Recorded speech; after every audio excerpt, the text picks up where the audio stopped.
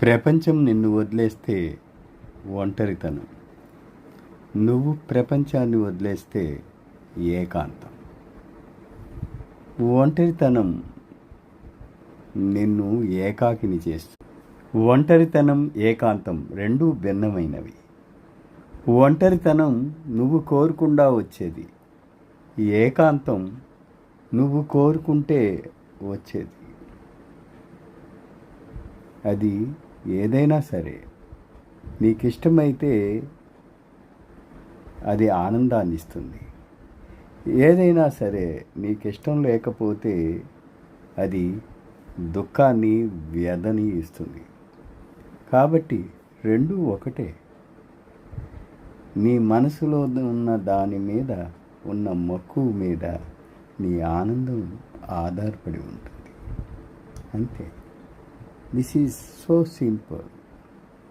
ఒకే వస్తువు నీ మైండ్ సెట్ని బట్టి నీకు ఆనందాన్ని ఇవ్వచ్చు, విషాదాన్ని కూడా మిగల్చవచ్చు. ఎస్, అందుకే బ్యాలెన్స్ ఆఫ్ మైండ్. ఎప్పుడు ఏది వచ్చినా స్వీకరించు, దానితో సహజీవనం సాగించు.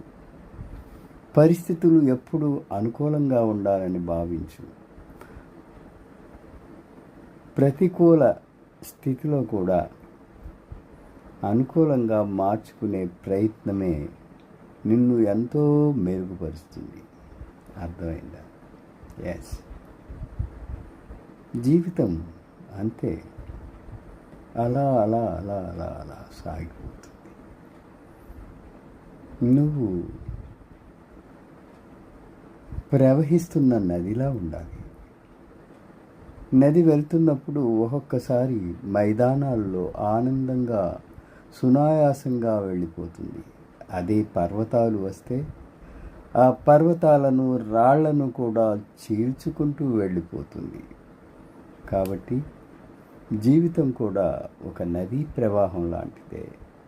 కొన్ని పరిస్థితులు అలవోకగా నిన్ను అలా అలా ముందుకు నడిపిస్తే, మరికొన్ని పరిస్థితులు నీలో ఘర్షణను పెంచి ఆ ఘర్షణలోంచి నిన్ను విశాలమైన మైదానాల్లోకి, చివరికి అనంతమైన సాగరానికి చేరుస్తుంది. జీవిత ప్రయాణం కూడా అంతే. నువ్వెప్పుడైతే ఆనందంగా, ఉత్సాహంగా ముందుకు సాగుతావో, ఎన్ని కష్టాలు వచ్చినా చివరకు నువ్వు అనంతమైన ఆనందం అనే ఆ సాగరాన్ని తప్పకుండా చేరుకుంటావు.